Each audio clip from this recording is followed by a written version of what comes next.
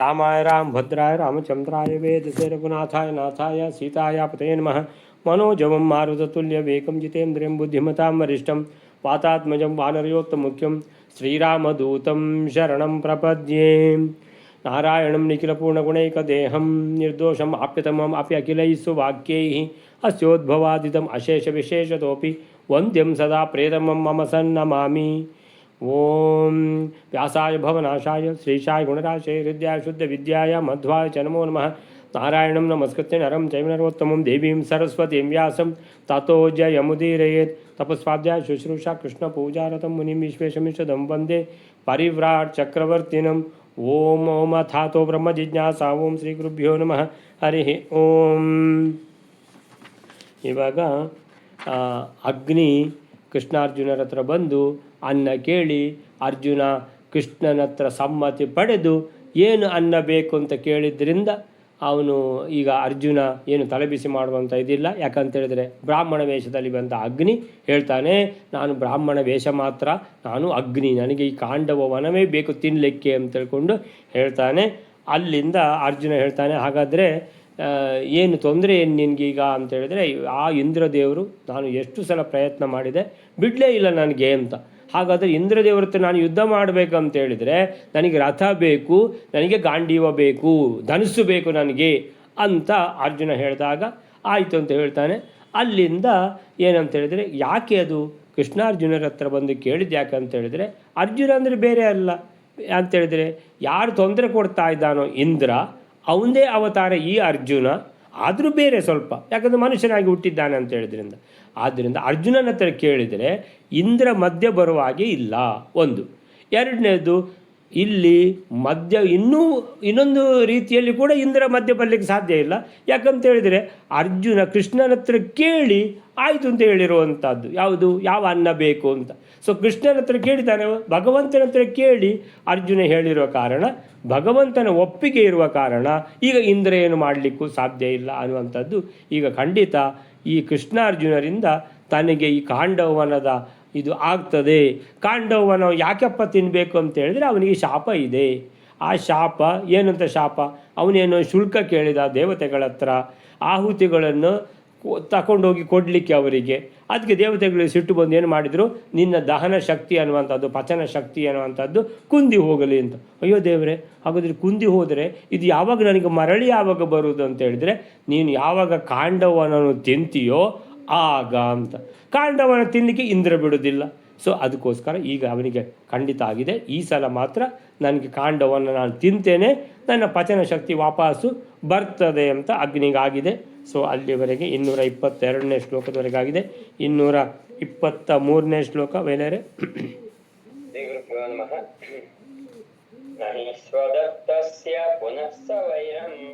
ಶಕ್ರ ಕುರ್ಯಾತ್ ಸ್ವಯಮಿಂದ್ರೋ ಹಿ ಪಾರ್ಥಃ ನಾ ಪ್ರೇರಿತೋ ವಿಷ್ಣುನಾ ತಸ್ಯ ರೋಧಂ ಪಾರ್ಥಃ ಕುರ್ಯಾದಿತಿ ಕೃಷ್ಣಂ ಯಯಾಚೇ. 223ನೇ ಶ್ಲೋಕ. ಆ ಇಂದ್ರನೇ ಅರ್ಜುನನು, ಆದ್ದರಿಂದ ತನ್ನಿಂದ ಕೊಡಲ್ಪಟ್ಟುದಕ್ಕೆ ಆ ಇಂದ್ರನು ವೈರವನ್ನು ಮಾಡಲಿಕ್ಕಿಲ್ಲ, ಹಾಗೂ ವಿಷ್ಣುವಿನಿಂದ ಪ್ರೇರಣೆ ಇಲ್ಲದೆ ಅರ್ಜುನನು ಆ ಇಂದ್ರನಿಗೆ ವಿರೋಧವನ್ನು ಕೂಡ ಮಾಡಲಿಕ್ಕಿಲ್ಲ ಎಂದು ಅಗ್ನಿಯು ಕೃಷ್ಣನನ್ನು ಕೂಡ ಬೇಡಿದನು. ನಹಿ ಸ್ವದತ್ತಸ್ಯ ಪುನಃ ಸ ವೈರಂ ಶಕ್ರಃ ಕುರ್ಯಾತ್ ಸ್ವಯಮಿಂದ್ರೋ ಹಿ ಪಾರ್ಥಃ ನಾ ಪ್ರೇರಿತೋ ವಿಷ್ಣುನಾ ತಸ್ಯ ರೋಧಂ ಪಾರ್ಥಃ ಕುರ್ಯಾತ್ ಇತಿ ಕೃಷ್ಣಂ ಯಯಾಚೇ. ಇಷ್ಟು ತನಕ ಅರ್ಜುನನ ಹತ್ರ ಇದ್ದು ಈಗ ಕೃಷ್ಣನನ್ನು ನೋಡ್ತಾ ಇದ್ದಾನೆ ಅಗ್ನಿ. ಯಾಕಂತೇಳಿದರೆ ಅರ್ಜುನ ಹೇಗಿದ್ದರೂ ಆಹಾ ಅಂತ ಹೇಳಿ ಆಯಿತು, ಅವನಿಗೇನು ಬೇಕು, ರಥ ಮತ್ತು ಧನುಸ್ಸು ಬೇಕು, ಅದು ಕೊಟ್ಟರೆ ಆಯ್ತಲ್ವಾ, ಅದು ಕೊಡುವ. ಹಾಗಾದರೆ ಈಗ ಅರ್ಜುನ ಹಾ ಅಂತ ಹೇಳಿದ ಕಾರಣ ಇಂದ್ರ ತೊಂದರೆ ಕೊಡುವುದಿಲ್ಲ. ಆದರೂ ಕೃಷ್ಣ ಒಡೆ ಯಾರು, ಕೃಷ್ಣ. ಆದ್ದರಿಂದ ಭಗವಂತನನ್ನು ಬಿಡಲಿಕ್ಕಾಗುವುದಿಲ್ಲ. ಭಗವಂತನನ್ನು ಏನಂತೇಳಿದರೆ ಭಗವಂತನ ಸಮ್ಮತಿ, ಭಗವಂತನ ಅನುಗ್ರಹ ಸದಾ ಬೇಕು ಅಂತೇಳಿ ಈ ಅಗ್ನಿ ಯೋಚನೆ ಮಾಡ್ತಾನೆ. ನಹಿ ಸ್ವದತ್ತಸ್ಯ, ಸ್ವದತ್ತಸ್ಯ ತಾನೇ ಕೊಟ್ಟಿದ್ದು. ಯಾರು? ಅರ್ಜುನ. ನಿನಗೆ ಕೀದೃಕ್ ಅನ್ನ ಬೇಕು, ಯಾವ ಥರದ ಅನ್ನ ಬೇಕು ಅಂತ ಯಾರು ಕೇಳಿದ್ದು? ಅರ್ಜುನ ಕೇಳಿದ್ದು. ಅರ್ಜುನ ಬೇರೆ ಅಲ್ಲ, ಇಂದ್ರ ಬೇರೆ ಅಲ್ಲ. ಹಾಗಿರುವಾಗ ಸ್ವದತ್ತಸ್ಯ ನಿನಗೆ ಯಾವ ಅನ್ನ ಬೇಕು ನಾನು ಕೊಡ್ತೇನೆ ಅಂತ ಹೇಳಿದ್ಯಾರು? ಅರ್ಜುನ. ಸ್ವದತ್ತಸ್ಯ, ಸ್ವ ಅಂತ ಹೇಳಿದರೆ ಅರ್ಜುನ ಅಂತೇಳಿದರೆ ಇಂದ್ರನೇ ಅಲ್ಲ. ಸೊ ತಾನೇ ಕೊಟ್ಟಿದ್ದು ಅಲ್ಲ, ಕೊಟ್ಟದ್ದು ಅರ್ಜುನ. ಅರ್ಜುನ ಅಂದರೆ ಬೇರೆ ಯಾರಲ್ಲ, ಇಂದ್ರನೇ. ಸೊ ಸ್ವದತ್ತಸ್ಯ ತಾನೇ ಕೊಟ್ಟಿದ್ದು ಅರ್ಜುನನ ರೂಪದಲ್ಲಿ. ಏನು ಅಂತ? ಆಯಿತು ಅಂತ, ನಿನಗೆ ಅನ್ನ ಕೊಡ್ತೀನಿ ಅಂತ. ಪುನಃ ಸ ಅಂದರೆ ಪುನಃ ಸ ಯಾರು? ಇಂದ್ರ. ಇಂದ್ರ ಬೇರೆ ಅಲ್ಲ, ಅರ್ಜುನ ಬೇರೆ ಅಲ್ಲ ಅಂತ ಹೇಳುವ ಕಾರಣ ಅರ್ಜುನ ಒಪ್ಪಿದರೆ ಇಂದ್ರನು ಒಪ್ಪಿದ ಹಾಗೆ. ಪುನಃ ನಹಿ ಸ ವೈರಂ ಶಕ್ರ ಕುರಿಯಾತ್. ಶಕ್ರ ಅಂದರೆ ಇಂದ್ರ. ನಹಿ ವೈರಂ ಕುರಿಯಾತ್. ಇನ್ನೀಗ ತಾನೇ ಕೊಡ್ತೇನೆ ಅಂತೇಳಿ ತಾನೇ ಕೊಡೋದಿಲ್ಲ ಅಂತ ಹೇಳಲಿಕ್ಕಾಗ್ತದ? ಆಗೋದಿಲ್ಲ. ಅಂತೇಳಿದರೆ ಕೊಡ್ತೇನೆ ಅಂತ ಹೇಳಿ ಆಗಿದೆ. ಯಾರು? ಅರ್ಜುನ. ಅರ್ಜುನ ಮತ್ತು ಇಂದ್ರ ಅವರು ಒಂದೇ. ಯಾಕಂತೇಳಿದರೆ ಅರ್ಜುನನೇ ಇಂದ್ರ. ಹಾಗಿರುವಾಗ ಅರ್ಜುನ ಒಪ್ಪಿದ್ದರಿಂದ ಇಂದ್ರ ಈಗ ಮಳೆ ಸುರಿಸುವಂಥ ಸಾಧ್ಯತೆ ಇಲ್ಲ. ಪುನಃ ಸ ಶಕ್ರ ಅಂದರೆ ಆ ಇಂದ್ರನು ವೈರಂ ನಹಿ ಕುರ್ಯಾತ್. ನಹಿ ವೈರಂ ಕುರ್ಯಾತ್. ಪುನಃ ಅಂತೇಳಿದರೆ ತಾನೇ ಆಯಿತು ಅಂತೇಳಿ ಈಗ ತಾನೇ ಆಗುವುದಿಲ್ಲ ಅಂತೇಳಲಿಕ್ಕೆ ಆಗೋದಿಲ್ಲ. ಅಲ್ಲ, ಆಯಿತು ಅಂತೇಳಿದ್ದು ಅರ್ಜುನ, ವಿರೋಧ ಮಾಡೋದು ಇಂದ್ರ. ಇಲ್ಲ ಇಲ್ಲ, ಅದು ಆಗೋದಿಲ್ಲ. ಯಾಕಂತೇಳಿದರೆ ಇಂದ್ರ ಅಂತೇಳಿದರೆ ಅವನೇ, ಅರ್ಜುನ ಅಂದರೂ ಅವನೇ ಅಂತ. ಅಲ್ಲ, ಅರ್ಜುನನಲ್ಲಿ ವಾಯುದೇವರ ಆವೇಶ ಉಂಟು, ಆಮೇಲೆ ಯಾವುದು ಆದಿಶೇಷ ಆವೇಶ ಉಂಟು, ಸೊ ಕೃಷ್ಣನ ಸನ್ನಿಧಾನ ಉಂಟು. ಅದೆಲ್ಲ ಇದ್ದರೂ ಏನಂತೇಳಿದರೆ ಇಂದ್ರನೇ ಅರ್ಜುನನಾಗಿ ಹುಟ್ಟಿದ ಕಾರಣ ಎಲ್ಲರ ಆವೇಶ ಎಲ್ಲ ಇದ್ದರೂ ಈಗ ಅರ್ಜುನ ಅವನನ್ನು ಬೇರೆ ಅಂತ ತಿಳ್ಕೊಳ್ಳಿಕ್ಕೆ ಆಗೋದಿಲ್ಲ ಇಂದ್ರನಿಗೆ. ಇಂದ್ರ ಏನು ತಿಳ್ಕೊಂಡಿದ್ದಾನೆ? ನಂದೇ ಮಗ, ನಂದೇ ಅಂಶ ಅಂತ ತಿಳ್ಕೊಂಡಿದ್ದಾನೆ. ಮಗ ಹೇಳಿದ್ದಕ್ಕೆ, ಮಗ ಅಂದರೆ ತಾನೇ. ಸೊ ತಾನೇ ಹೇಳಿದ್ದಕ್ಕೆ ತಾನೇ ವೈರ ಮಾಡಲಿಕ್ಕೆ ಆಗೋದಿಲ್ಲ. ವೈರ ಅಂದರೆ ವಿರೋಧ. ನಹಿ ವೈರಂ ಕುರ್ಯಾತ್. ಯಾಕೆ ಅಂತ ಹೇಳಿದ್ರೆ ಸ್ವಯಂ ಇಂದ್ರೋ ಹಿ ಪಾರ್ಥ. ಇಂದ್ರನೇ ಪಾರ್ಥ, ಇಂದ್ರನೇ ಅರ್ಜುನ. ನಾ ಪ್ರೇರಿತೋ ವಿಷ್ಣುನ. ಈಗ ಕೃಷ್ಣನ ಸಮ್ಮತಿ ಪಡೆದು ಅರ್ಜುನ ಕೊಡ್ತೇನೆ ಅಂತ ಹೇಳಿದ್ದು. ನಾ ಪ್ರೇರಿತೋ ವಿಷ್ಣುನ. ಈಗ ಅರ್ಜುನ ಕೊಡ್ತೇನೆ ಅಂಥೇಳಿ ಅರ್ಜುನನಿಗೂ ಕೂಡ ಕೊಡೋದಿಲ್ಲ ಅಂತ ಹೇಳಲಿಕ್ಕಾಗೋದಿಲ್ಲ. ಯಾಕೆ? ಕೃಷ್ಣನ ಸಮ್ಮತಿ ಪಡೆದು ಆಯಿತು ಅಂತ ಹೇಳಿದ್ದವ. ಆಗೋದಿಲ್ಲ ಅಂತ ಹೇಳಲಿಕ್ಕಾಗೋದಿಲ್ಲ. ಪುನಃ ಕೃಷ್ಣನ ಹತ್ರ ಹೋಗಿ ಕೇಳಬೇಕವ. ಕೃಷ್ಣ ನಾನು ಆಗೋದಿಲ್ಲ ಅಂತ ಹೇಳಬೇಕೀಗ ಅಂತ. ಆಗ್ತದಾ? ಇಲ್ಲ. ಕೃಷ್ಣ ಹೇಳ್ತಾನೆ ನಾನು ಆಗಲೇ ಆಯಿತು ಅಂತ ಹೇಳಿದ್ದಲ್ವ. ಒಂದು ಸಲ ಭಗವಂತ ಆಯಿತು ಅಂತ ಹೇಳಿದ ಮೇಲೆ ಭಗವಂತನ ಹತ್ರ ಹೋಗಿ ಇಲ್ಲ ಇಲ್ಲ ಅದಕ್ಕೆ ಕೊಡೋದು ಬೇಡ ಅಂತ ಹೇಳಲಿಕ್ಕೆ ಕಷ್ಟ. ಆದ್ದರಿಂದ ಎಲ್ಲ ಆಗಿ ಹೋಗಿದೆ ಕೆಲಸ ಅಂತ.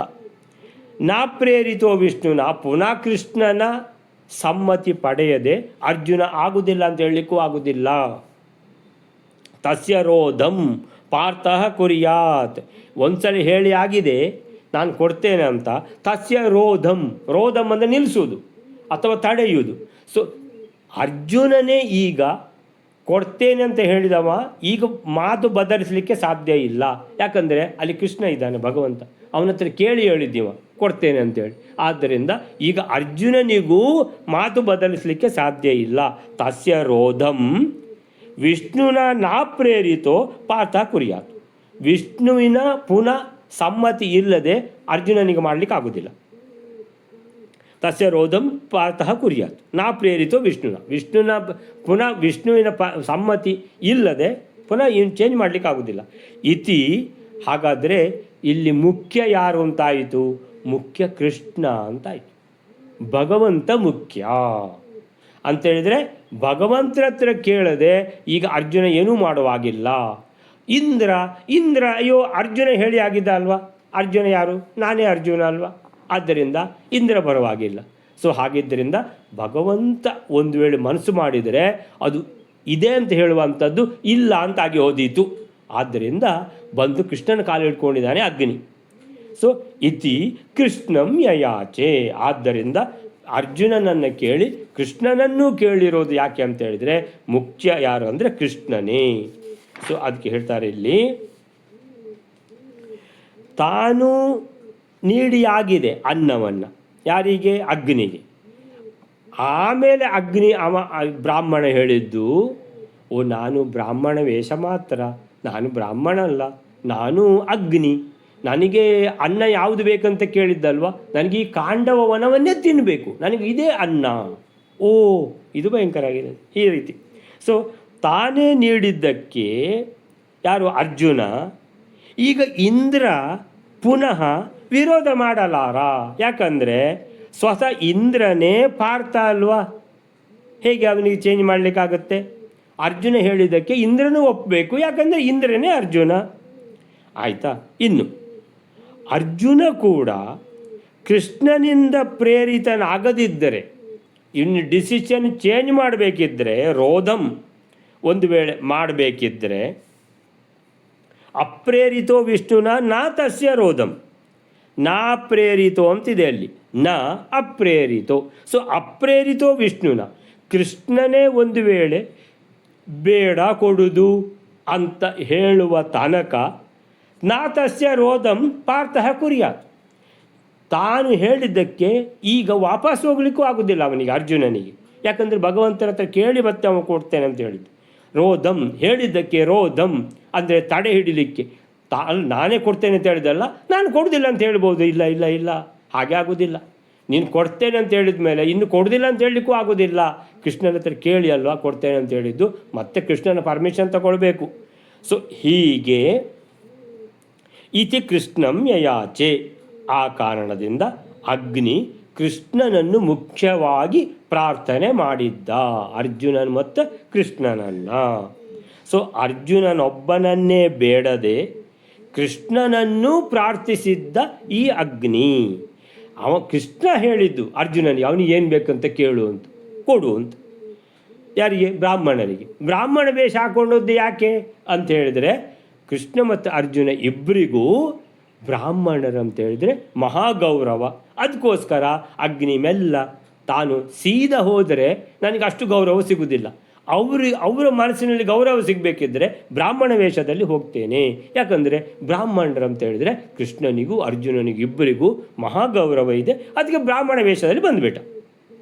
ಹೀಗೆ ಅರ್ಜುನ ಕೂಡ ತನ್ನ ಮೂಲ ರೂಪವಾದ ಇಂದ್ರ ಹೇಳ್ತಾನೆ ಅಂತ ಹೇಳ್ಕೊಂಡು ಅರ್ಜುನ ಕೂಡ ಏನು ಚೇಂಜ್ ಮಾಡಲಿಕ್ಕೆ ಸಾಧ್ಯ ಇಲ್ಲ. ಯಾಕಂದರೆ ಕೃಷ್ಣನ ಅಪ್ಪಣೆ ಇಲ್ಲದೆ ಏನೂ ಆಗುವುದಿಲ್ಲ. ಈಗ ಇಂದ್ರ ಬರ್ತಾನೆ, ಬಂದು ಅರ್ಜುನ ಹೇಳಿದ್ದಕ್ಕೂ ಕೂಡ ತನ್ನದೇ ರೂಪ ಆದರೂ ಇಲ್ಲ, ನಾನು ಮಳೆ ಸುರಿಸಿಯೇ ಸುರಿಸ್ತೇನೆ ಅಂತೇಳಿ ಒಂದು ವೇಳೆ ಇಂದ್ರ ಬಂದರೆ, ಆಗ ಇಂದ್ರನೊಟ್ಟಿಗೆ ಅರ್ಜುನ ಯುದ್ಧ ಮಾಡಬೇಕು. ಅದಕ್ಕೆ ಅವನು ಹೇಳಿದ್ದಾನೆ, ಅಂಥ ಒಂದು ಯುದ್ಧ ಮಾಡುವಂಥ ಸಂದರ್ಭ ಬಂದರೆ ನನ್ನಲ್ಲಿ ರಥ ಇಲ್ಲ, ನನ್ನಲ್ಲಿ ಧನುಸ್ಸಿಲ್ಲ, ಕೊಡು ಅಂತ. ಸರಿ, ತಂದು ಕೊಡುವ ಅಂತ ಯೋಚನೆ ಮಾಡಿರಬೇಕು ಅಗ್ನಿ. ಹಾಗೆ ತಂದು ಕೊಟ್ಟರೂ ಅರ್ಜುನ ಇಂದ್ರನ ಹತ್ರ ಯುದ್ಧ ಮಾಡಬೇಕಿದ್ರೆ ಮತ್ತೆ ಕೃಷ್ಣನ ಹತ್ರ ಖಂಡಿತ ಕೇಳ್ತಾನೆ. ಸೊ ಕೃಷ್ಣ ಅಂದರೆ ಕೃಷ್ಣನ ಹತ್ರ ಕೇಳದೆ, ಕೃಷ್ಣನ ಪ್ರೇರಣೆ ಇಲ್ಲದೆ ಯಾವುದೂ ನಡೆಯೋದಿಲ್ಲ. ತೃಣಮಪಿ ನ ಚಲತಿ ತೇನ ವಿನಾ. ಒಂದು ತೃಣ ಕೂಡ ಅಲ್ಲಾಡಬೇಕಿದ್ರೆ ಕೃಷ್ಣ ಭಗವಂತನ ಪ್ರೇರಣೆ ಇದ್ದರೆ ಮಾತ್ರ ಆಗ್ತದೆ, ಇಲ್ಲದಿದ್ದರೆ ಯಾವುದೂ ಆಗೋದಿಲ್ಲ. ಅದಕ್ಕೋಸ್ಕರ ಅಗ್ನಿಗೂ ಗೊತ್ತಿದೆ ಎಲ್ಲ ಮುಖ್ಯ ಯಾರು? ಕೃಷ್ಣ ಅಂತೇಳಿ. ಸೊ ಆದ್ದರಿಂದ ಅರ್ಜುನ ಏನು ಮಾಡಬೇಕಿದ್ರೂ ಕೂಡ ಕೃಷ್ಣನ ಹತ್ರ ಕೇಳಿಯೇ ಮಾಡೋದು ಅಂತ. ಹಾಗೆ ಅಗ್ನಿ ಮೊದಲು ಬಂದು ನಮಸ್ಕಾರ ಮಾಡಿದ್ದೇ ಕೃಷ್ಣನಿಗೆ ಮತ್ತೆ ಅರ್ಜುನನಿಗೆ ಅಂತ ಹೇಳ್ತಾ ಇದ್ದಾರೆ. ನೆಕ್ಸ್ಟ್ ಶ್ಲೋಕ ವೇಲಾರೆ. ನಚಾಯುಕ್ತ ಕೇಶವೇ ನೈಷ ಶಕ್ತ ಇತಿ ಸ್ಮ ಕೃಷ್ಣಾದಾಪಬೋಧಪ್ರನುಜ್ಞಾಂ ಯಯೌ ಸಮೀಪಂ ಚ ಹರೇರ್ಬದರ್ಯಾತ್ ಆದಾಯ ಚಕ್ರಂ ಚಾಮುತ ಕೇಶವೇದ. 224ನೇ ಶ್ಲೋಕ. ಕೃಷ್ಣನ ಜೊತೆಗೆ ಇಲ್ಲದಿದ್ದರೆ ಈ ಅರ್ಜುನನು ಸಮರ್ಥನಲ್ಲವೆಂದು ಕೃಷ್ಣನಿಂದ ಮತ್ತೂ ಕೂಡ ಅನುಜ್ಞೆಯನ್ನು ಪಡೆದನು.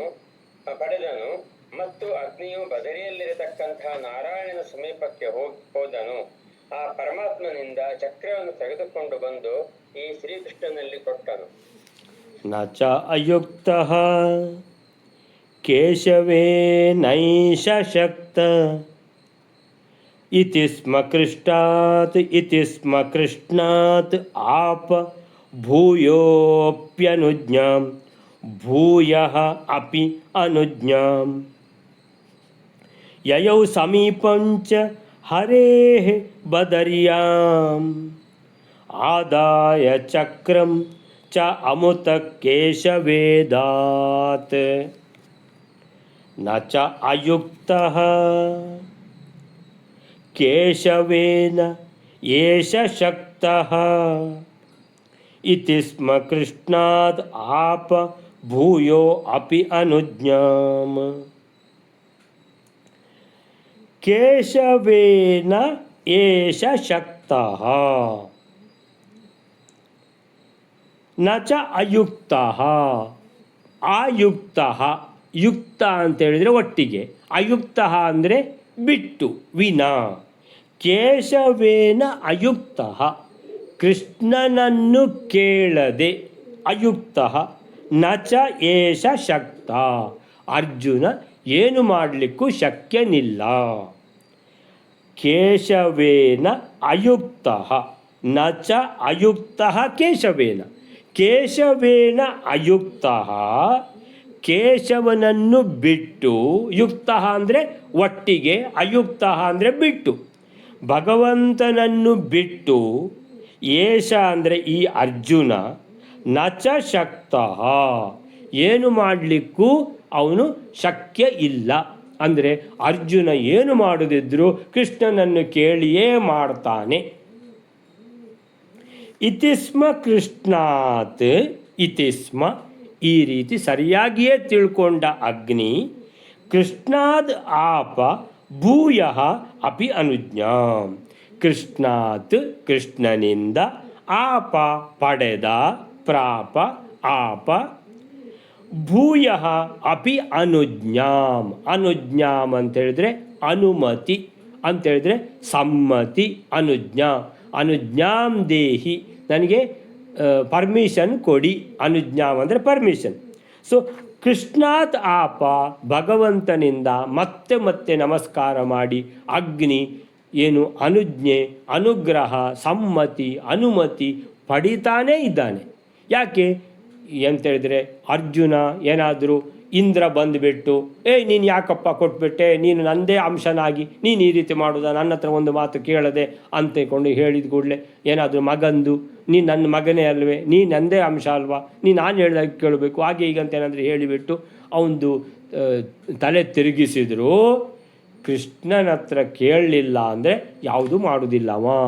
ಆ ಇಂದ್ರ ಬರಲಿ ಯಾರಾದರೂ ಬರಲಿ ಅರ್ಜುನ ಮತ್ತೆ ಕೃಷ್ಣನ ಹತ್ರ ಹೋಗಬೇಕು, ಕೃಷ್ಣನ ಹತ್ರನೇ ಕೇಳಬೇಕು ಏನು ಮಾಡಬೇಕಂತ. ಈ ರೀತಿ ಗೊತ್ತಿದೆ ಅಗ್ನಿಗೆ. ಆದ್ದರಿಂದ ಕೃಷ್ಣನನ್ನು ಏನಂತ ಹೇಳಿದರೆ ನಮಸ್ಕಾರ ಮಾಡ್ತಾ ಮಾಡ್ತಾ ಅವನ ಸದಾ ಅನುಗ್ರಹ ಇರಲಿ ಅಂತ ಅವನನ್ನು ಬಿಡಲೇ ಇಲ್ಲ, ಅವನ ಕಾಲನ್ನು ಯಾರು ಈ ಅಗ್ನಿ. ಕೃಷ್ಣಾತ್ ಆಪ ಕೃಷ್ಣನಿಂದ ಪಡೆದ ಭೂಯಃ ಪುನಃ ಅಪಿ ಕೂಡ ಅನುಜ್ಞಾಂ ಅಂದರೆ ಅನುಜ್ಞೆ ಸಮ್ಮತಿ ಅನುಮತಿ ಅಂತ ಹೇಳೋ ಬದಲಿಗೆ ಅನುಗ್ರಹ, ಕೃಷ್ಣನ ಅನುಗ್ರಹವನ್ನು ಪಡಿತಾನೇ ಇದ್ದಾನವ. ಕೃಷ್ಣ ಅವನ ಪ್ರೇರಣೆ ಬೇಕೇ ಬೇಕು ಎಲ್ರಿಗೂ. ಆಮೇಲಿಂದ ಸರಿ ನಾನು ಭಗವಂತನನ್ನು ಇನ್ನೂ ಏನಂತ ಹೇಳಿದರೆ ಪ್ರೀತಿಗೊಳಿಸಬೇಕು, ಪ್ರಸನ್ನಗೊಳಿಸಬೇಕು ಭಗವಂತನನ್ನು ಅಂತ ತಿಳ್ಕೊಂಡು ಯಯೌ ಹೋದ ಸಮೀಪಂಚ ಹರೇಹೆ ಬದರಿಯಾಂ ಬದರಿನಾರಾಯಣ. ಬದರಿಯಲ್ಲಿ ನಾರಾಯಣ ಮುನಿ, ಉತ್ತರ ಬದರಿಯಲ್ಲಿ, ಅಲ್ಲಿ ಯಾರೂ ಹೋಗ್ಲಿಕ್ಕಾಗೋದಿಲ್ಲ, ಅಲ್ಲಿ ನಾರಾಯಣ ಮುನಿಗಳು ಕೂತಿದ್ದಾರೆ. ಅಲ್ಲಿಗೆ ಹೋಗಿಬಿಟ್ಟು ಬದರಿಯಾಂ ಹರೇಹೆ ಸಮೀಪಂ ಯಯೌ ಹೋಗಿಬಿಟ್ಟು ಆದಾಯ ಚಕ್ರಂ ಅಲ್ಲಿಂದ ಚಕ್ರವನ್ನು ತಂದ ಅಗ್ನಿ. ಚ ಅಮುತಃ ಕೇಶವೇ ಅದಾತ್ ಅದನ್ನು ಕೃಷ್ಣನಿಗೆ ಕೊಟ್ಟ. ಅಂತೇಳಿದರೆ ಏನೀಗ ಈ ಚಕ್ರ ಯಾರ್ದು ಚಕ್ರ? ಅದು ಅಗ್ನಿದ್ದ ಅಲ್ಲ, ಅದು ಭಗವಂತಂದೇ ಚಕ್ರ, ಸುದರ್ಶನ ಚಕ್ರ. ಅದು ಯಾರ್ದು? ಭಗವಂತಂದೇ. ಅಲ್ಲಿ ತಗೊಂಡದ್ದು ಯಾರ ಹತ್ರ? ಅಲ್ಲಿ ಬದರಿಯಲ್ಲಿ, ಉತ್ತರ ಬದರಿಯಲ್ಲಿ ಅಲ್ಲಿ ನಾರಾಯಣ ಮುನಿಗಳು ಕೂತಿದ್ದಾರೆ. ಅಲ್ಲಿ ನಾರಾಯಣ ಮುನಿಗಳ ಹತ್ರ, ನಾರಾಯಣ ಮುನಿಗಳಂದರೆ ಯಾರು? ಭಗವಂತನೇ. ಕೃಷ್ಣ ಅಂದ್ಯಾರು? ಭಗವಂತನೇ. ಅಂದರೆ ಎಲ್ಲ ಭಗವಂತನ ಲೀಲೆ ಇದು. ಸೊ ನಾರಾಯಣ ಮುನಿಗಳ ಹತ್ರ ಚಕ್ರ ತಗೊಂಡು ಅಗ್ನಿ ಅದನ್ನು ತಂದು ಕೃಷ್ಣನಿಗೆ ಕೊಟ್ಟ. ಕೃಷ್ಣನಿಗೆ ಅಂದರೆ ಕೃಷ್ಣನಿಗೆ ಕೊಟ್ಟದ್ದು. ಆದರೂ ಪ್ರೀತಿ ಆಗ್ತದೆ ಅಂತ ತಿಳ್ಕೊಂಡು ಅಂತೇಳಿದರೆ ನಾವು ಕೂಡ ಅಷ್ಟೇ. ನಾವು ಭಗವಂತನೇ ನಮಗೆ ಏನು ಕೊಟ್ಟಿದ್ದಾನೋ ಅದನ್ನು ನಾವು ಕೆಲವು ಸಲ ಕಷ್ಟದಲ್ಲಿ ಭಗವಂತನಿಗೆ ಚೂರು ಕೊಡ್ತೇವೆ. ಅಂದರೆ ಒಂದು ನೈವೇದ್ಯ, ಭಾರಿ ಕಷ್ಟದಲ್ಲಿ ನೈವೇದ್ಯ ಮಾಡಿ ಇಡೋದು ಏನಂತ ಹೇಳಿದರೆ ಪ್ರತಿದಿನ ಮಾಡಿ ಇಡಬೇಕಲ್ಲ, ಎಲ್ಲಿ ಆಗ್ತದೆ ಪ್ರತಿದಿನ ಮಾಡಿ ಇಡಲಿಕ್ಕೆ? ಎಲ್ಲೋ ಒಂದು ಹುಣ್ಣಿಮೆನೋ ಅಥವಾ ಶುಕ್ರವಾರನೋ ಯಾವುದೋ ಒಂದೊಂದು ದಿವಸ ಮಾಡಿ ಇಡ್ತೇವೆ. ಸೊ ಭಗವಂತನಿಗೆ ಅಂತೇಳಿದರೆ ಭಗವಂತನಿಗೆ ನಾವೆಲ್ಲ ಏನಿಗೆ ಒಂದು ದೇವಸ್ಥಾನ ಕಟ್ಟಲಿಕ್ಕೋ ಮತ್ತೊಂದು ಇನ್ನೊಂದಕ್ಕೋ ಏನೋ ಒಂದು ಡೊನೇಷನ್ನು ಅದು ಇದೆಲ್ಲ ಕೊಡ್ತೇವೆ ಅಂತ ಹೇಳಿದರೆ ಕಷ್ಟದಲ್ಲಿ ಮನಸ್ಸಿಗೆ ಬರುವುದಿಲ್ಲ. ಅಂತೇಳಿದರೆ 10,000 ಕೊಡ್ಬೇಕಂತ ಮತ್ತೆ ಕೊಡುವಾಗ 5,000 ಕೊಡೋದು, ಅದು 10,000 ಕೊಡಲಿಲ್ಲ 5,000 ಕೊಟ್ಟದ್ದು ಅಂತೇಳಿದರೆ ಕಷ್ಟದಲ್ಲಿ ಕೊಡೋದು. ಅಂದರೆ ಯಾರ್ದು? ಭಗವಂತಂದೇ. ಭಗವಂತ ನಮಗೆ ಕೊಟ್ಟದ್ದನ್ನೇ ನಾವು ಮತ್ತೆ ಭಗವಂತನಿಗೆ ಹಿಂದಿರುಗಿಸಿ ಕೊಡುವುದು. ಅಂದರೆ ಅದರಲ್ಲಿ ಕೂಡ ಭಗವಂತನಿಗೆ ಸಂತೋಷ ಆಗ್ತದೆ ಅನ್ನುವಂಥದ್ದು ಇಲ್ಲಿ ಉಂಟು. ಯಾರು ಅಂತ ಹೇಳಿದ್ರೆ ಭಗವಂತನದ್ದೇ ಚಕ್ರವನ್ನು, ಯಾವುದು ಚಕ್ರಂ, ಅಲ್ಲಿ ಭಗವಂತನಿಂದಲೇ ತಂದು ಭಗವಂತನಿಗೆ ಇಲ್ಲಿ ಕೊಟ್ಟದ್ದು. ಆದರೂ ಭಗವಂತನಿಗೆ ಖುಷಿ ಆಗ್ತದೆ ಅಂತ ಅಗ್ನಿ ತಿಳ್ಕೊಂಡಿದ್ದಾನೆ ಅಂತ ಮಧ್ವಾಚಾರ್ಯರು ಹೇಳಿದರು ಅಂತ ಹೇಳಿದರೆ, ಹಾಗಂದರೆ ನಾವು ಭಗವಂತ ಕೊಟ್ಟದ್ದನ್ನೇ ಭಗವಂತನಿಗೆ ಕೊಟ್ಟರೆ ಭಗವಂತನಿಗೆ ಖುಷಿ ಆಗ್ತದೆ ಅನ್ನುವಂಥದ್ದು ಇದೆಲ್ಲ ಒಂದು ನಮಗೊಂದು ವಿಷಯ ತಿಳಿಯುತ್ತದೆ.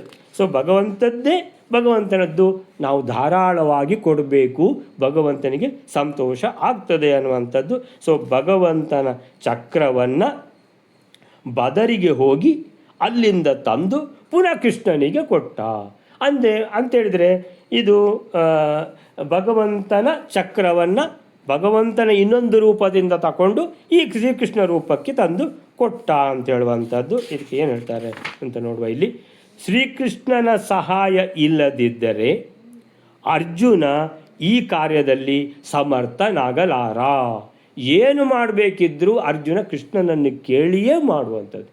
ಅಂದರೆ ಯಾವುದೋ ಒಂದೋ ಎರಡೋ ಸಂದರ್ಭದಲ್ಲಿ ಅವನು ಕೃಷ್ಣನ ಹತ್ರ ಕೇಳದೆ ಮಾಡಿದ್ದು ಉಂಟು.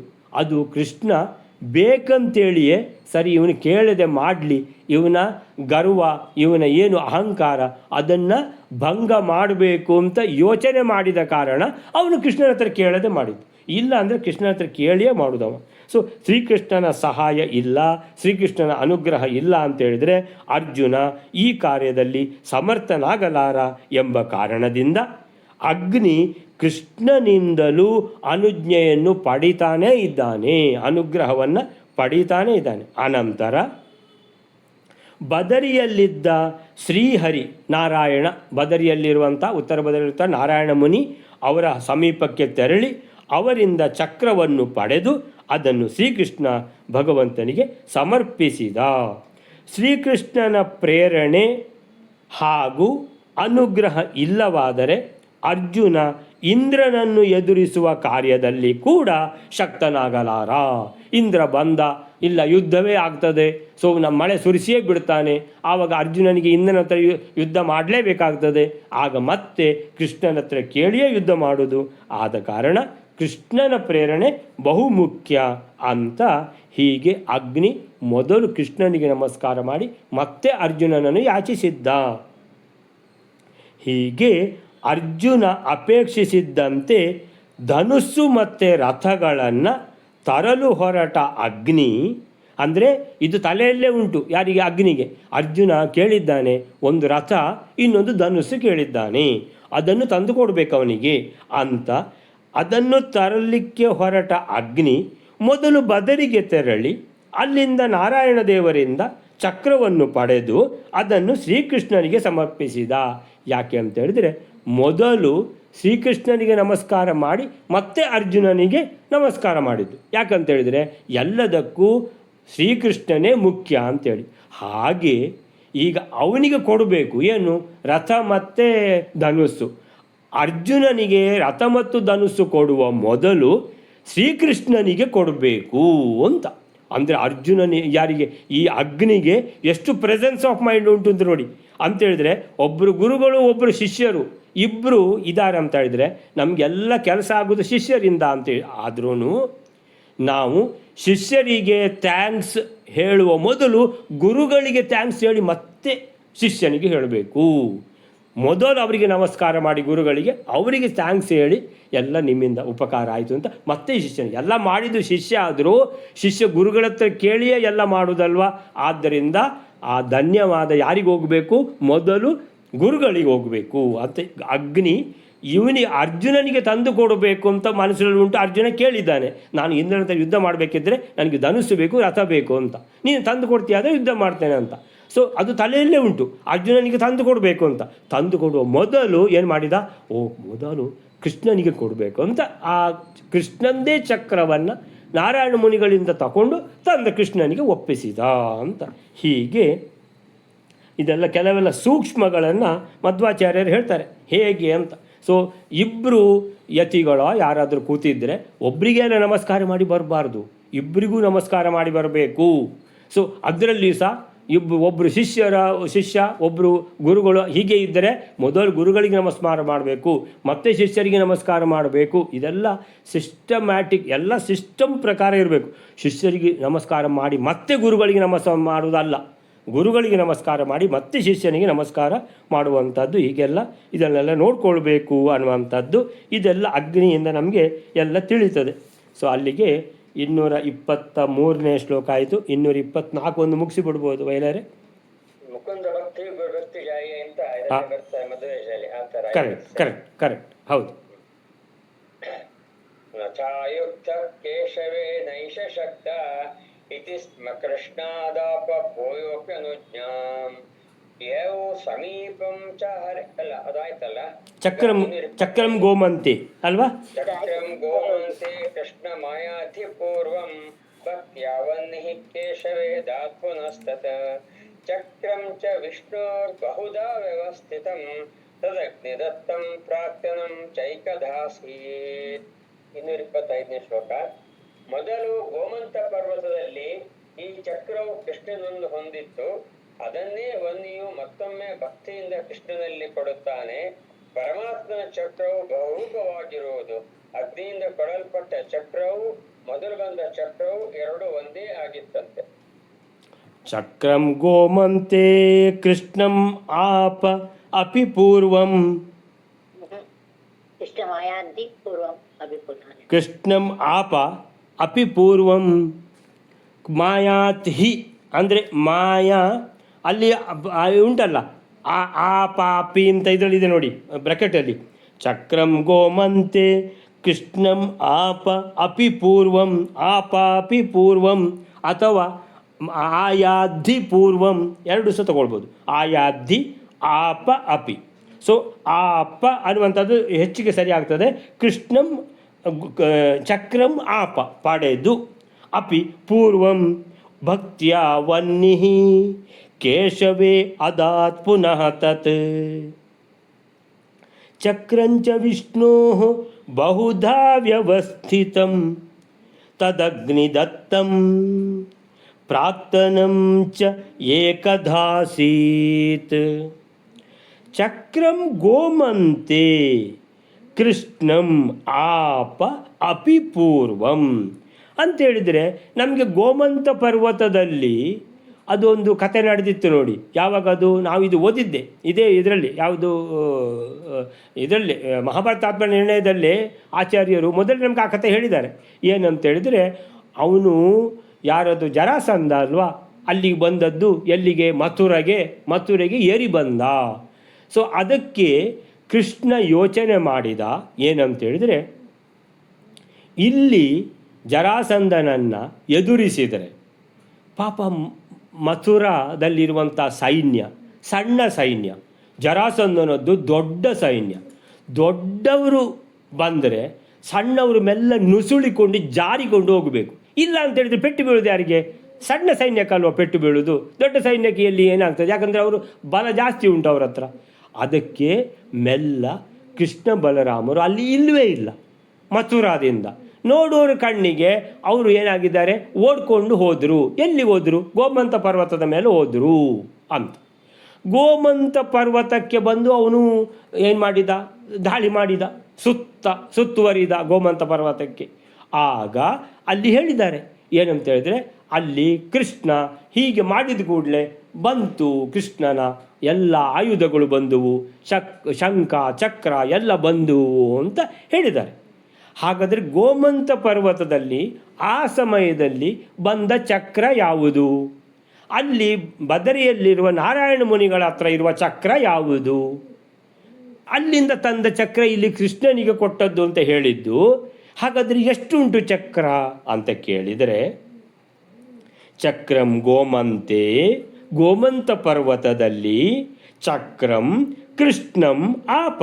ಕೃಷ್ಣಂ ಆಪ ಅಂತ ಹೇಳಿದರೆ, ಕೃಷ್ಣ ನನಗೆ ಈಗ ಆಯುಧಗಳು ಬೇಕಂತ ಇಚ್ಛೆ ಮಾಡಿದ ಕೂಡ ಆಯುಧಗಳು ಬಂದ ಮೇಲಿಂದ ಬಂತು, ದೇವಲೋಕದಿಂದ ಬಂದುಬಿಡ್ತು, ಎಲ್ಲ ಬೇಕಾದ್ದೆಲ್ಲ ಬಂತು ಅಂತ. ಸೊ ಹಾಗಾದರೆ ಕೃಷ್ಣನ ಆಯುಧಗಳೇ ಅಲ್ಲಿಂದ ಬಂತು, ವೈಕುಂಠದಿಂದ ಬಂತು ಅಂತ ಇಟ್ಕೊಳ್ಳಿ. ಚಕ್ರಂ ಗೋಮಂತೆ ಕೃಷ್ಣಂ ಆಪ, ಕೃಷ್ಣನಿಗೆ ಆವಾಗ ಚಕ್ರ ಬಂದಿತ್ತು ಎಲ್ಲ ಆಯುಧಗಳ ಒಟ್ಟಿಗೆ.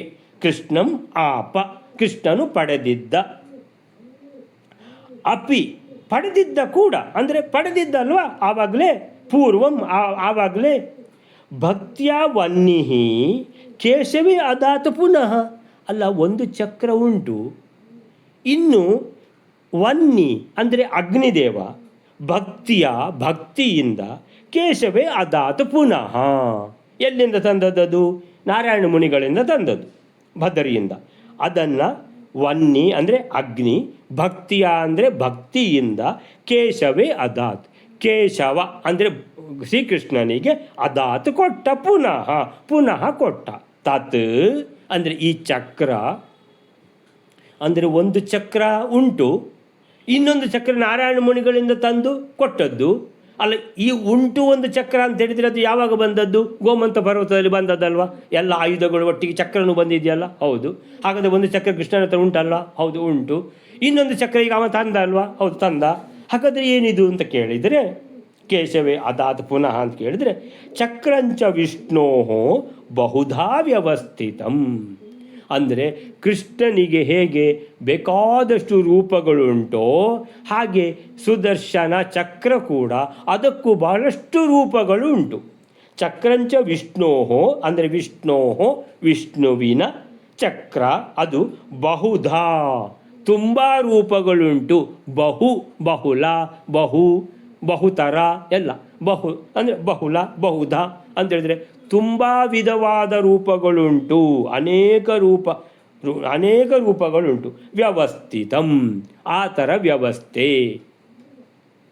ತತ್ ಅಗ್ನಿದತ್ತಂ, ಈಗ ಒಂದು ಅಗ್ನಿಯಿಂದ ಕೊಡಲ್ಪಟ್ಟದ್ದು. ತತ್ ಅಗ್ನಿದತ್ತಂ, ಈಗ ನಮಗೇನು ಗೊತ್ತಿರುವುದು? ಅಗ್ನಿ ಒಂದು ಚಕ್ರ ತಂದ ಕೊಟ್ಟದ್ದು ಕೃಷ್ಣನಿಗೆ ಅಂತ. ಸೊ ಅಗ್ನಿಯಿಂದ ಕೊಡಲ್ಪಟ್ಟದ್ದು ತತ್, ಆ ಚಕ್ರ ಅಗ್ನಿದತ್ತಂ. ತತ್ ಅಗ್ನಿದತ್ತಂ, ಆ ಚಕ್ರ ಅಗ್ನಿಯಿಂದ ಕೊಡಲ್ಪಟ್ಟದ್ದು ಒಂದು. ಪ್ರಾಕ್ತನಂ, ಮೊದಲು ಪ್ರಾಕ್ತನಂ ಚ ಏಕದ ಆಸೀತ್, ಮೊದಲು ಒಂದು ಇತ್ತು, ಈಗ ಅಗ್ನಿಯಿಂದ ಕೊಡಲ್ಪಟ್ಟದ್ದು ಎರಡೂ ಒಂದೇ. ಚ ಏಕದ ಆಸೀತ್, ಅದು ಒಂದೇ ಚಕ್ರ. ಅಂದರೆ ಮೊದಲೇ ಇತ್ತು, ಈಗ ಪುನಃ ಅಗ್ನಿ ಕೊಟ್ಟ. ಹೌದು, ಮೊದಲೇ ಇದ್ದ ಚಕ್ರ ಅಗ್ನಿ ಅದನ್ನೇ ತಂದು ಕೊಟ್ಟ. ಅಂದರೆ ಕೃಷ್ಣನ ಹತ್ರ ಇರುವ ಚಕ್ರವೇ ಅಲ್ಲಿ ನಾರಾಯಣ ಮುನಿಗಳ ಹತ್ರ ಇದ್ದದ್ದು. ಇಲ್ಲಿಯೂ ಚಕ್ರ ಉಂಟು, ಅಲ್ಲಿಯೂ ಚಕ್ರ ಉಂಟು. ಭಗವಂತ ಎಲ್ಲೆಲ್ಲಿ ಯಾವ ರೂಪದಲ್ಲಿ ಇರ್ತಾನೋ ಎಲ್ಲ ರೂಪದಲ್ಲಿಯೂ ಚಕ್ರಗಳು ಉಂಟು.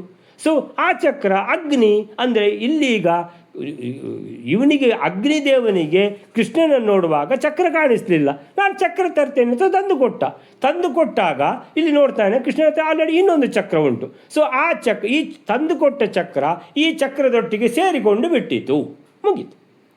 ತತ್ ಅಗ್ನಿದತ್ತಂ ಪ್ರಾಕ್ತನಂ, ಮೊದಲಿದ್ದದ್ದು, ಈಗ ಕೊಟ್ಟದ್ದು ಚ ಏಕದ ಆಸೀತ್, ಅವು ಎರಡೂ ಒಂದೇ ಅಂತೇಳಿದರೆ ಅದು ಬಂದು ಇದರೊಟ್ಟಿಗೆ ಸೇರಿಕೊಳ್ತು, ಒಂದೇ ಚಕ್ರ ಆಯಿತು. ಹೀಗೆ ಈ 225ನೇ ಶ್ಲೋಕಕ್ಕೆ ಅಂತೇಳಿದರೆ ಮಹಾಭಾರತದಲ್ಲಿ ಓದುವಾಗ ನಿಮಗೆ ಅಗ್ನಿ ಒಂದು ಚಕ್ರವನ್ನು ನಾರಾಯಣ ಮುನಿಗಳಿಂದ ತಂದು ಕೃಷ್ಣನಿಗೆ ಕೊಟ್ಟ ಅಂತ ಇರ್ತದೆ. ಆವಾಗ ನಿಮಗೆ ಒಳಗೆ ಸಂದೇಹ ಇರ್ತದೆ, ಕೃಷ್ಣನ ಹತ್ರ ಚಕ್ರ ಇಲ್ವಾ?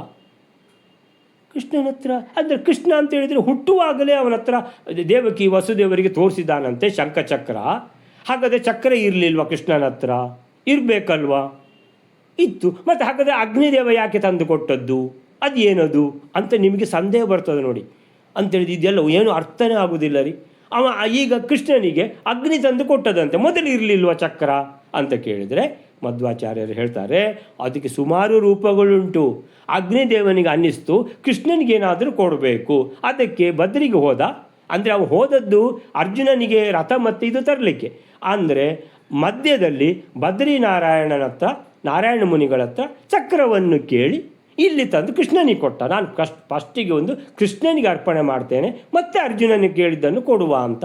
ಸೊ ಹಾಗಾದರೆ ಮೊದಲು ಇದ್ದ ಚಕ್ರ ಮತ್ತು ಈಗ ತಂದು ಕೊಟ್ಟ ಚಕ್ರ ಅದು ಒಂದೇ ಚಕ್ರದ ಎರಡು ರೂಪಗಳು. ಅವನು ಅಗ್ನಿ ತಂದು ಕೊಟ್ಟ ಚಕ್ರ ಈ ಮೊದಲೇ ಇದ್ದ ಚಕ್ರದ ಒಟ್ಟಿಗೆ ಸೇರಿಕೊಳ್ತು, ಒಂದೇ ಚಕ್ರ ಅಂತ. ಅಂದರೆ ಇದು ಮಧ್ವಾಚಾರ್ಯರು ನಮಗೆ ಕೊಡುವಂಥ ನಿರ್ಣಯ ಇಲ್ಲಿ ಕೊಟ್ಟದ್ದು. ಅಂತೇಳಿದರೆ ಆ ಮೊದಲನೇ ಚಕ್ರವೂ ಅದೇ, ತಂದುಕೊಟ್ಟ ಚಕ್ರವೂ ಅದೇ, ಎರಡು ಚಕ್ರದ ಎರಡು ರೂಪಗಳು, ಆ ಎರಡನೇ ರೂಪ ಮೊದಲನೇ ರೂಪದೊಟ್ಟಿಗೆ ಸೇರಿಕೊಳ್ತು, ಮುಗಿ. ಹಾಗಾದರೆ ಈಗ ಆ ಚಕ್ರ ಬೇಕಿತ್ತ ಅಲ್ಲ. ಅಗ್ನಿದೇವ ಅಲ್ಲಿ ಏನು ಹೇಳಿದರು, ಭಕ್ತಿಯ ವನ್ನಿಹಿ ಕೇಶವೇ ಅದಾತ್. ಭಕ್ತಿಯಿಂದ ಅಗ್ನಿದೇವ ತಂದು ಕೃಷ್ಣನಿಗೆ ಕೊಟ್ಟದ್ದು ಈ ಚಕ್ರ. ಭಕ್ತಿಯಿಂದ ಏನೇ ಕೊಡಿ ಭಗವಂತ ತಗೊಳ್ತಾನೆ. ನನ್ನ ಹತ್ರ ಏನೂ ಇಲ್ಲ ಭಕ್ತಿಯಿಂದ ಕೊಡಲಿಕ್ಕೆ, ಇವತ್ತು ನಾನು ನೀರು ಕೊಡ್ತೇನೆ ಅಂದರೆ ನೀರು ಕೊಟ್ಟದ್ದನ್ನು ತಗೊಳ್ತಾನೆ. ಆದರೆ ನೀರನ್ನು ಕೊಡಿ, ನೀರು ಕೊಡದೇ ಇರಬೇಡಿ. ಏನೂ ಇಲ್ಲ ನನ್ನ ಹತ್ರ ಅಂತ, ನೀರು ಉಂಟಲ್ಲ, ನೀರಾದರೂ ಕೊಡಿ. ಪುಷ್ಪಂ ಎಂಥದ್ದು, ಪತ್ರಂ ಪುಷ್ಪಂ ಫಲಂ ತೋಯಂ. ಪತ್ರ ಇಲ್ಲ, ಪುಷ್ಪ ಇಲ್ಲ, ಫಲ ಇಲ್ಲ, ನೈವೇದ್ಯ ಇಲ್ಲ, ಭಗವಂತ ನನ್ನ ಹತ್ರ ಕೊಡಲಿಕ್ಕೆ ಏನೂ ಇಲ್ಲ ಅಂದರೆ ತೋಯಂ, ನೀರಾದರೂ ಕೊಡಿ ಅಂತ. ಅಂದರೆ ಭಕ್ತಿಯಿಂದ ಕೊಟ್ಟದ್ದನ್ನು ಭಗವಂತ ಸ್ವೀಕಾರ ಮಾಡ್ತಾನೆ. ಯಾಕಂದರೆ ಬಾಕಿದೆಲ್ಲ ಭಗವಂತನ ಹತ್ರ ಇದೆ.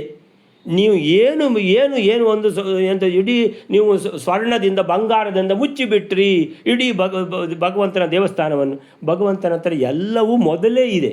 ಭಗವಂತನ ಹತ್ರ ನೀವು ಕೊಡುವಂಥದ್ದು ಏನೂ ಇಲ್ಲ.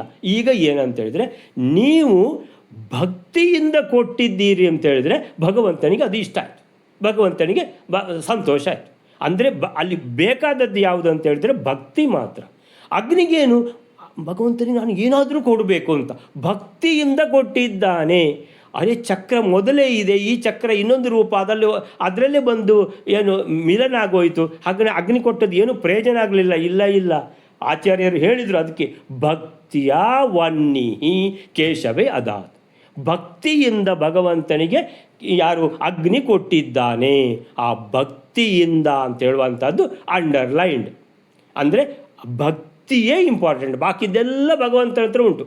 ನಮ್ಮ ಹತ್ರ ಇರುವಂಥದ್ದು ಭಗವಂತನೇ ಕೊಟ್ಟದ್ದು ನಮ್ಮ ಹತ್ರ ಇರೋದು. ನಾವು ಅದನ್ನು ಭಗವಂತನಿಗೆ ವಾಪಸ್ಸು ಕೊಟ್ಟರೂ ಕೂಡ ಏನಂತ ಹೇಳಿದರೆ ಅವನಿಗೇನು ಕಡಿಮೆ ಆಗಿದೆಯಾ? ಇಲ್ಲ. ನಾವು ಕೊಟ್ಟದ್ದು ಅಂತೇಳಿದರೆ ನಾವು ಯಾವ ಇದರಲ್ಲಿ ಕೊಡ್ತೇವೆ, ಭಕ್ತಿಯಿಂದ ಕೊಟ್ಟಿದ್ದೇವೆ ಅಂತೇಳಿದರೆ ಭಗವಂತನಿಗೆ ಇಷ್ಟ ಆಗ್ತದೆ ಅಂತ ಹೇಳುವಂಥದ್ದನ್ನು ಇಲ್ಲಿ ಹೇಳಿರುವಂಥದ್ದು. ಸೊ ಈ 225ನೇ ಶ್ಲೋಕ ಇದಕ್ಕೇನು ಹೇಳ್ತಾರೆ ಅಂದರೆ, ಈ ಚಕ್ರ ಹಿಂದೆ ಗೋಮಂತ ಪರ್ವತದಲ್ಲಿ ಕೃಷ್ಣನ ಬಳಿಗೆ ಬಂದಿತ್ತು. ಅದನ್ನೇ ಅಗ್ನಿ ಭಕ್ತಿಯಿಂದ ಕೃಷ್ಣನಿಗೆ ಪುನಃ ನೀಡಿದ. ವಿಷ್ಣುವಿನ ಚಕ್ರವು ಬಹುರೂಪದಲ್ಲಿ ಇರುವಂಥದ್ದು. ಅಗ್ನಿ ಈಗ ಕೊಟ್ಟದ್ದು ಮತ್ತು ಹಿಂದಿನದ್ದು. ತತ್ ಅಗ್ನಿದತ್ತಂ, ಈಗ ಕೊಟ್ಟದ್ದು, ಪ್ರಾಕ್ತನಂ, ಹಿಂದಿನದ್ದು, ಎರಡೂ ಒಂದೇ. ಚ ಏಕದಾ ಆಸೀತ್. ಏಕದಾ ಅಂದರೆ ಒಂದೇ, ಬಹುದಾ ಅಂದರೆ ಬಹುರೂಪಗಳದ್ದು. ಹಾಗೆ ಸೊ ಎರಡೂ ಒಂದೇ ಆದದ್ದು. ಚ ಏಕದಾ ಆಸೀತ್. ಹಾಗಾದರೆ ಈಗ ಮಹಾಭಾರತ ಓದುವವರಿಗೆ ಸಂದೇಹ ಹೋಯಿತು. ಅಂದರೆ ಇದು ಏನಂತ ಹೇಳಿದರೆ ಭಕ್ತಿಯಿಂದ ಅಗ್ನಿಗೊಂದು ಕೊಡಬೇಕಂತಿತ್ತು, ಅದು ಮೊದಲೇ ಭಗವಂತನ ಹತ್ರ ಇತ್ತು. ಭಗವಂತನ ಹತ್ರ ಎಲ್ಲವೂ ಮೊದಲೇ ಉಂಟು. ಭಗವಂತನಿಗೆ ಯಾರು ಏನು ಕೊಡದಿದ್ದರೂ ಕೂಡ ಭಕ್ತಿ ಮಾತ್ರ ವಿನಃ ಉಳಿದದೆಲ್ಲ ಭಗವಂತನೇ ಕೊಟ್ಟದ್ದನ್ನು ಮತ್ತೆ ವಾಪಸ್ಸು ಕೊಡೋದ್ರಲ್ಲಿ ಏನೂ ಹಿರಿಮೆ ಇಲ್ಲ. ಅಂದರೆ ನೀವು ಭಕ್ತಿಯಿಂದ ಕೊಡ್ತೀರಿ ಅಂತಾದರೆ ಭಗವಂತನಿಗೆ ಅದು ಖುಷಿಯಾಗ್ತದೆ ಅನ್ನುವಂಥದ್ದು. ಅಲ್ಲಿಗೆ ಇವತ್ತಿನ ನಿಲ್ಲಿಸ್ಕೊಳ್ಳೋಣ. ಶ್ರೀಕೃಷ್ಣ ಅರ್ಪಣೆ ಮಸ್ತು.